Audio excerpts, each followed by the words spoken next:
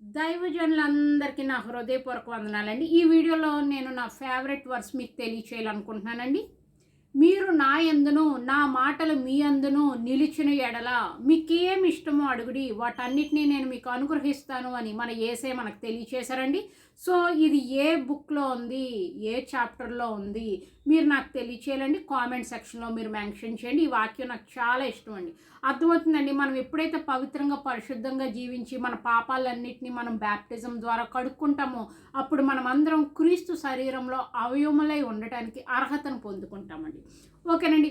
So ఆయన మాటలు మన యందు ఉండాలంటే మనం ప్రతిరోజు బైబిల్ బాగా చదువుకోవాలండి. ఆయన వాక్యానుసారంగా నడుచుకుంటేనే ఆయన యొక్క వాక్యం మనలో ఫలించింది అన్నదానికి మనకి నిదర్శనం అండి. అర్థమవుతుందండి. బైబిల్ బాగా చదువుకోవాలి, వాక్యానుసారంగా మనం నడుచుకుంటే ఆయన మాటలు మన హృదయంలో ఉన్నాయని అంగీకరింపబడుతుందండి.